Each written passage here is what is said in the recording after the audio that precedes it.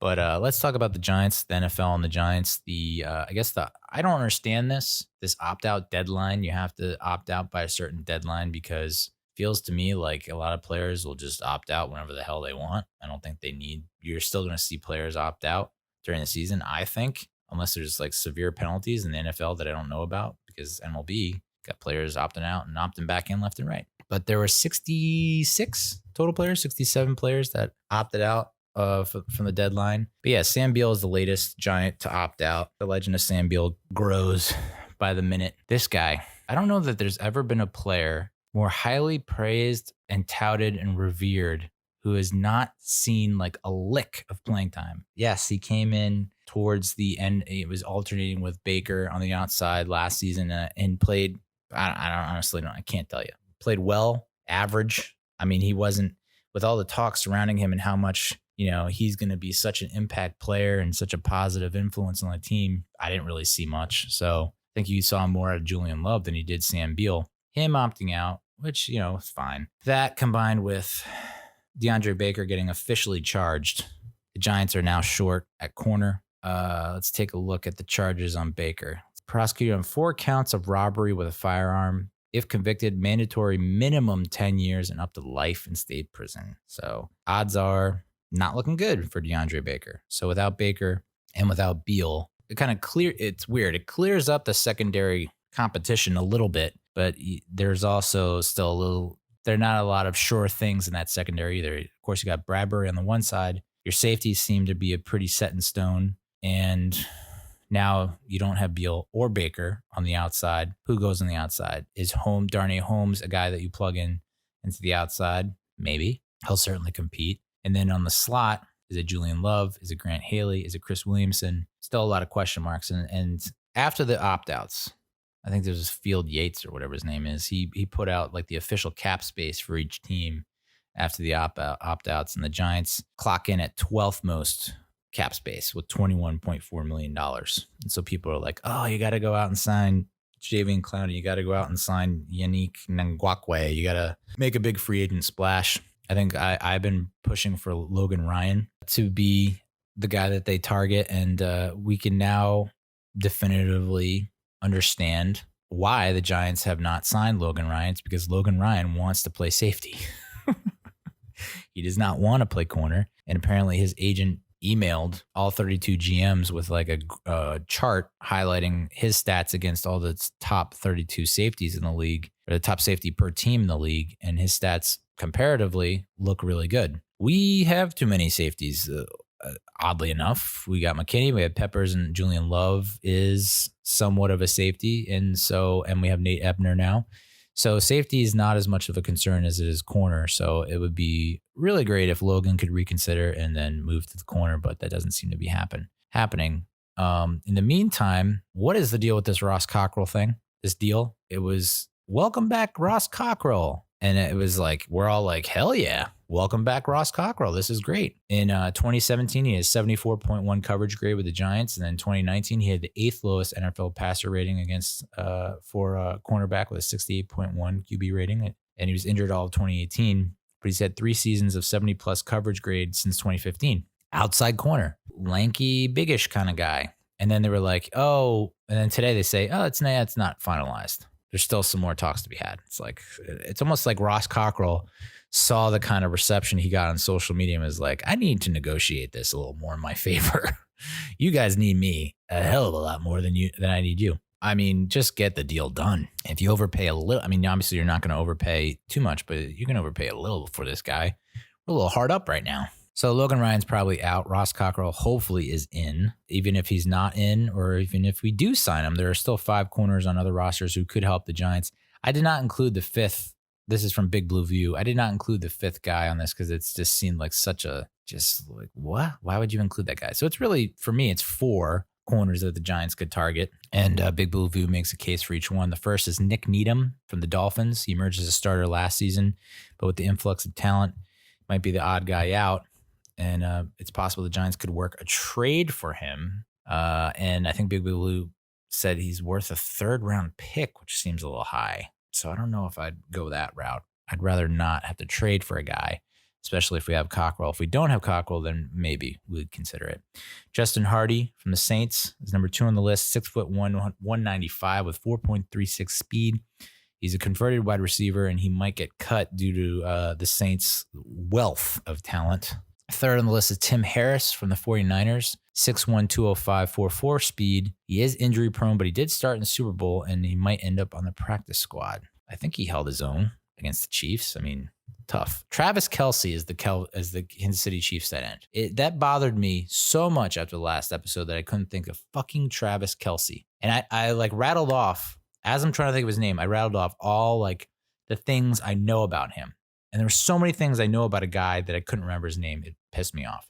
Has a brother on the Eagles. He's an offensive lineman. He had his own dating show.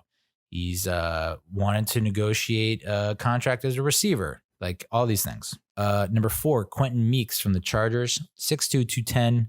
Good instincts and collected 3 straight multi-interception seasons at Stanford. That kind of piqued my interest because it's like the Giants are really high on Stanford guys right now. They got Blake Martinez. Was Cam Fleming also Stanford? I think they have a couple Stanford guys now. Was Patrick Graham a DC at Stanford?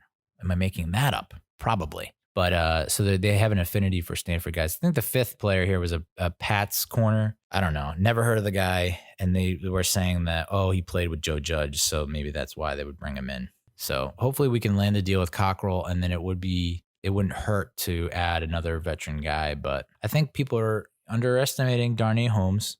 I think Julian Love might have an opportunity to get some more playing time elsewhere outside of safety, possibly in the slot. I'm not as worried, especially if we get Cockrell, about our secondary. Yeah, Dave Gettleman is quickly approaching Brody Van Wagenen status in terms of GMs on the hot seat. He's been on the hot seat for a while, and he's gotten a lot of criticism. And I'm going to give you the cons first and then the pros. David Gettleman gave partially guaranteed contracts to quarterback Case Cookus and defensive end Oluwale Beteku as undrafted free agents, and both were released this weekend. And that goes back to what I was saying last week when it comes to dead money. A lot of Giants are number 1 in dead money at $116 million or something like that. I hate dead money. I hate it. And I understand it, but I hate it. It's like, I had a problem. Like, I was worried that we were going to be late to the daycare because they charge you a $30 fee if you're late. And we're not that hard up as a family. $30 is $30. I mean, it's not that much, but just the fact that we're spending $30 for nothing, for a penalty or fee for being like a minute late, just boils my blood. But so here's the pro. Giants are number 2 in Football Outsiders list of under 25 talent. So we have a lot of young talent that I don't think Pat Shurmur knew what the fuck to deal with. But I think Joe Judge does know what to deal with. The Football Outsiders lists our blue chip players as Will Hernandez, Saquon Barkley, Daniel Jones, Dexter Lawrence, and Andrew Thomas. I think there are a few more blue chippers you could probably add to that. Gettleman inherited a 3-win Giants team with the number 2 pick in 2018. Barkley, again, broke a tackle on more than 1/5 of his touches in 2019. Looks like a generational running back at just 23 years old. 18 hurries in his rookie season. Dexter Lawrence showed surprising versatility for a player who looks the part of an old school run stopper. Jones was the biggest surprise. Gettleman's many surprising draft picks. Successful rookie season. They point out Darius Slayton might not replace Beckham, but his 9.6% DVOA rookie season showcased badly needed efficiency in field stretching. I mean, Deandre Baker. Boy. I mean, speaking of Deandre Baker, we traded, I think this is from Big Blue View, just to put things in perspective really quick. Oh, by the way, the Ravens are number 1 on that list. So I mentioned that because it kind of makes you think, are we the next Ravens? There, I said it.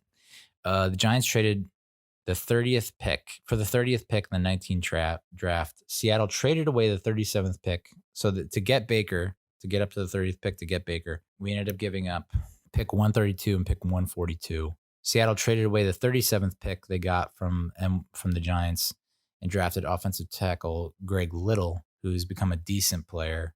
They also drafted safety Ugo Chukwu Amadi and Ben Burr-Kirven at 132 and 142 respectively. Did any of those names jump out at you? No. So yeah, we did trade up.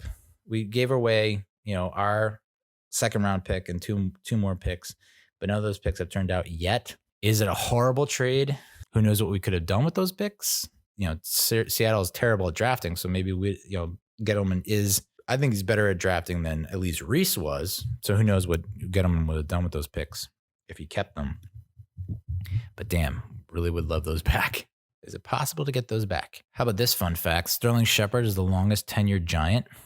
Holy shit. He was drafted in 2016. The Leonard Williams designated with a non-football injury, which is just, that was like the cherry on top of a shit news Sunday. It was just like hit after hit after hit. Rosas released.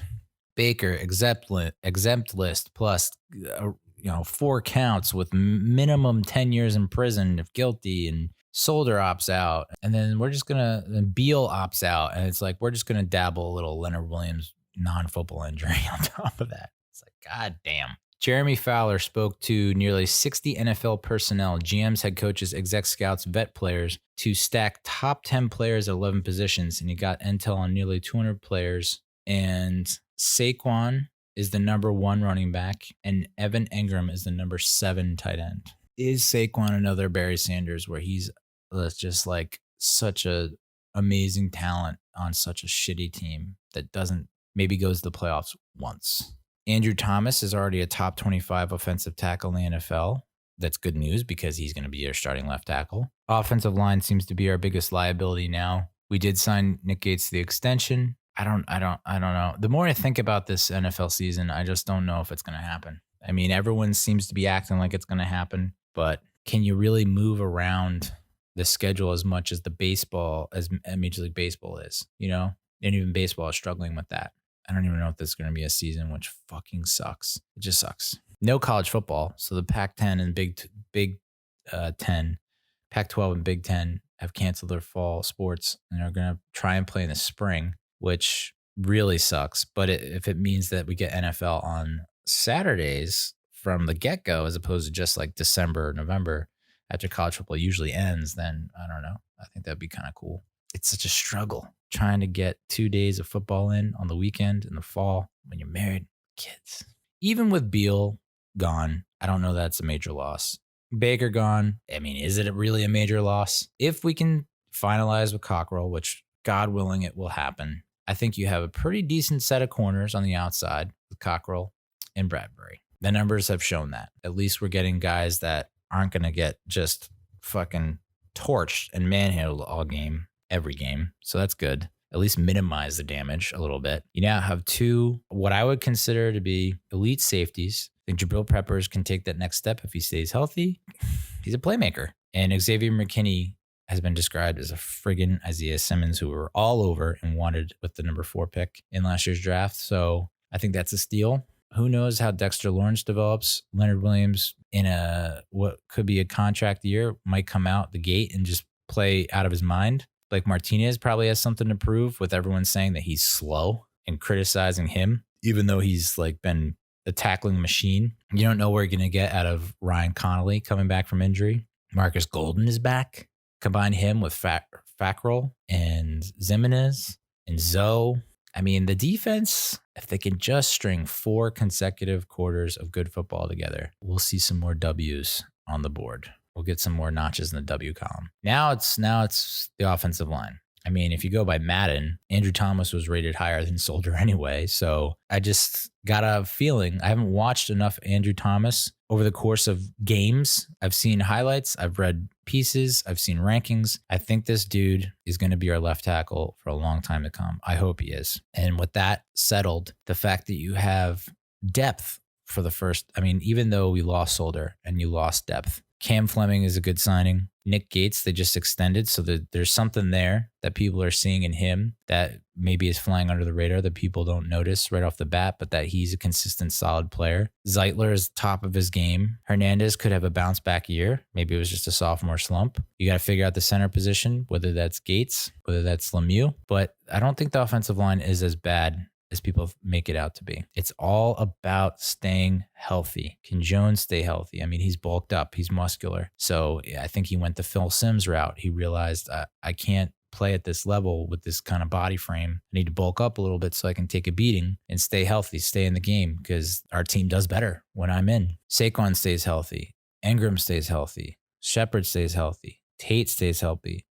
Slayton stays healthy. If you can keep all these guys on the field for more than 12 games, you're going to come out of this with a winning record and possibly a playoff spot. And that's that. That's my little spiel. That's my rant. That's my motivational speech. Stay healthy, y'all, especially during this fucking pandemic.